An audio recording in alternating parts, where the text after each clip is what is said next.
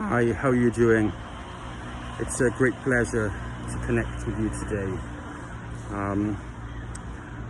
I love the autumn, and I don't know if you can see, I'm in one of London's many beautiful parks, and isn't it amazing how nature can reflect something about our own internal lives?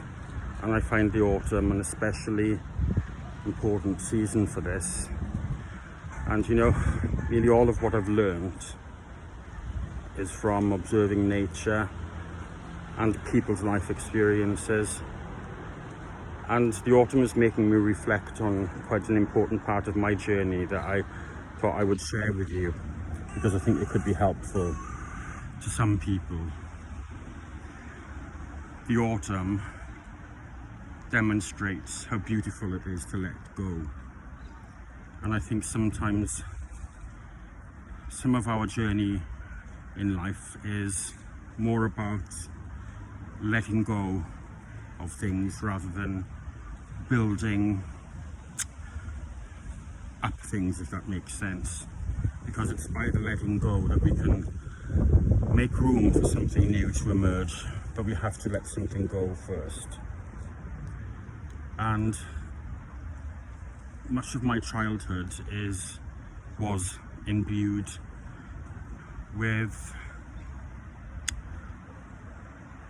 an internalization of the message that I was unlovable and unworthy of being loved. I was told this repeatedly, and I was told that I was not wanted and I was rejected. And this had a profound impact on me, as you can imagine. And in my early adult life, I didn't make the connection between what I was told about myself and how I viewed myself, and how that internal voice in me, that voice that said that I was unworthy, how that was significantly connected to what I was told about myself. And it took many, many years of psychotherapy and a breakdown to actually be able to shed that skin, to let that go, to realize that I couldn't live my life still hanging on to that belief that I was unworthy and that I was unlovable. But something had to change. And you know, you could say it's a perverse thing about human nature, is that we can tend to hang on to things that are bad for us because the familiarity of it becomes an ingrained part of ourselves. So even though it's a destructive belief, we can hang on to it because it just becomes part of our nature. And it can be so difficult to let go even of adverse, destructive, self-destructive behaviour. But the pain of living with that became unbearable, and the fear that I used to have every morning waking up was unbearable. So I broke down and I was hospitalised, and from then on a renewed sense of myself emerged, and I realised that that internal voice had lost its power over me, and suddenly there was room for something new to emerge. You know, this internal voice that we introjected, that we internalized, that we became conditioned with, can come about in some very sneaky ways. And for some of us, we had a very positive input, and of course that can have wonderful positive effects on how we see ourselves, because we can internalize the good and the bad.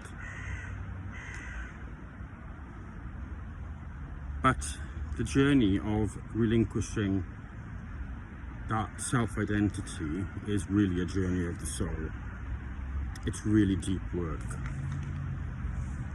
And there's a huge freedom that comes in being able to shed that skin and knowing that we do have the capability, the power to redefine ourselves, that we don't have to go with the old version of ourselves, that there is another version of ourselves that wants to come through. And so my heartfelt wish is that if you're out there and struggling with that aspect of yourself, that belief that you are unworthy and unlovable, perhaps you could question whose voice that really is, because I can guarantee that you are not unlovable. We are all part of God. We all come from the divine, and we will return there. And even if you don't believe in God or have a spiritual outlook, you can at least question where that belief about yourself has come from.